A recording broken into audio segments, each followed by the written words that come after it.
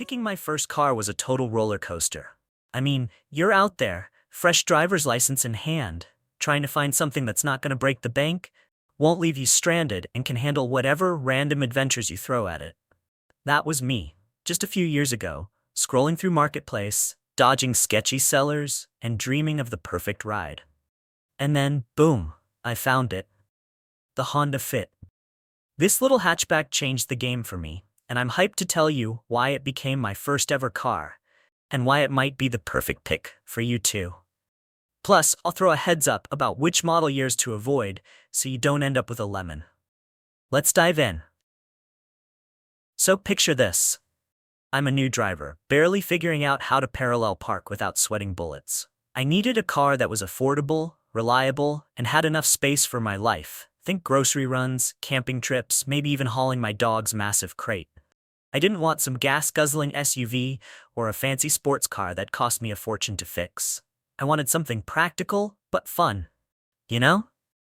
That's when I stumbled across the Honda Fit.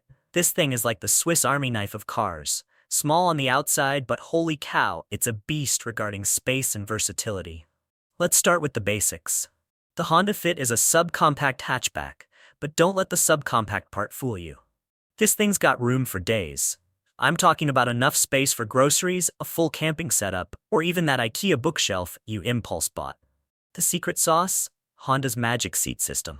These back seats flip, fold, and do gymnastics to make space for whatever you're hauling. I've stuffed everything from a giant dog crate to a mountain of moving boxes. Now, let's talk about why the Fit was a no-brainer for me as a new driver. First off, gas mileage. This thing sips fuel like it's fine wine.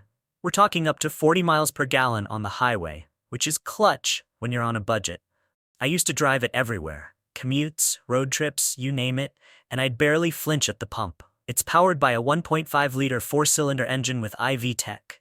It sounds high-tech, but really, it's just simple and rock solid. No turbo, no direct injection, just pure, old-school reliability. Maintenance? Total breeze. I'm no gearhead, but even I can handle the basics, oil changes, air filters, the easy stuff. It's so straightforward that it keeps costs low, a lifesaver when starting. I mean, as a new driver, the last thing you want is a car that's gonna nickel and dime you with repairs. How I got my Fit. I found it on Marketplace from this guy who was moving abroad and had to sell it fast. Pro tip: buying from someone like that is like hitting the jackpot. They're motivated so you can negotiate a sweet deal. I snagged my 2017 Fit for way less than dealers were asking, and when I drove it home, I felt like I'd just won the lottery. The used car market's wild these days, by the way. I saw a post on X about a 1988 Honda Civic going for $23,000 just because it was some rare Japanese import with dual carbs. Insane. And then you've got new electric vans like that Electric Last Mile Solutions one shaking things up. But for me, the Fit was the practical, no-drama choice. Let's talk about driving this thing. The Fit's front-wheel drive is a champ in the snow. Pair it with some decent tires, and you're golden. Plus, it's so small that parking is a total dream. I can squeeze into those tight city spots like it's nothing, and the visibility is awesome. No blind spots stressing me out.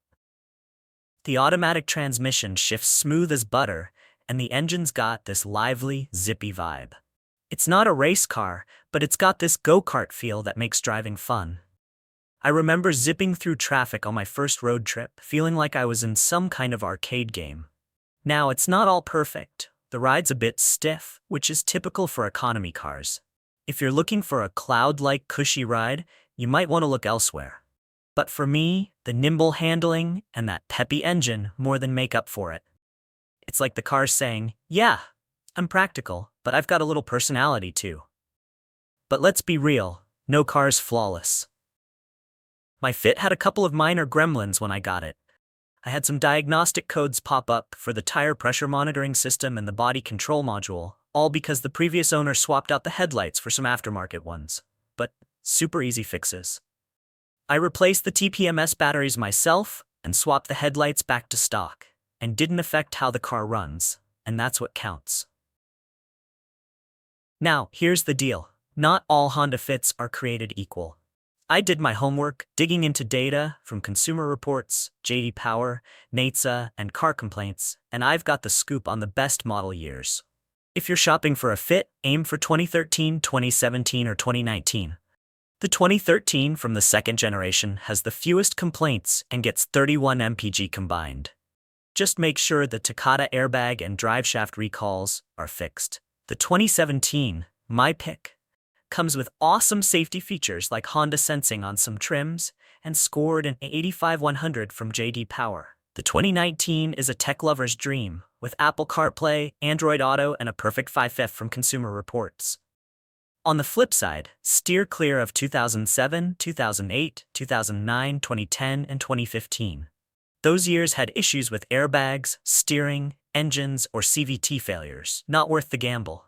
If you're on a budget, go for a 2013. Want safety? Grab a 2017. Love tech? 2019's your jam. And I can't stress this enough. Get that pre-purchase inspection. Finding my fit wasn't all sunshine and rainbows. The marketplace was a jungle. Half the sellers ghosted me, rookie mistake. I was hunting for a stock fit with no weird mods or sketchy history. And let me tell you, it took some patience. But when I finally found my 2017 fit, it was like the car gods were like, here you go, kid. You earned it.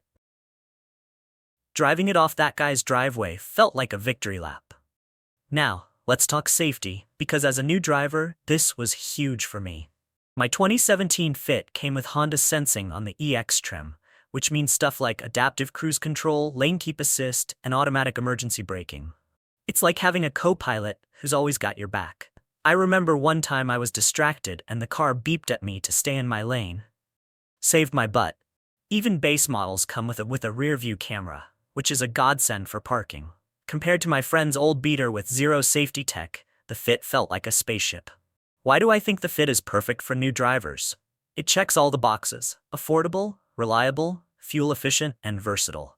Starting at around $16,000 for a new one back in the day, or way less for a used one like mine, it's firmly in that I don't need to sell my kidney price range. You can option it up with fancy stuff like leather seats or a moonroof, but even the base models got everything you need. It's like buying a solid mid-range phone. You get all the core features, plus a few extras, without paying flagship prices.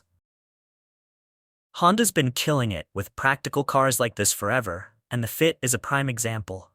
They've stuck to their guns, focusing on reliability and efficiency while other brands chase trends. Sure, they've got EVs now, but the Fit's proof you don't need a plug to be economical. 40 mpg? That's laughing in the face of gas prices. Compared to my old Camry owning days.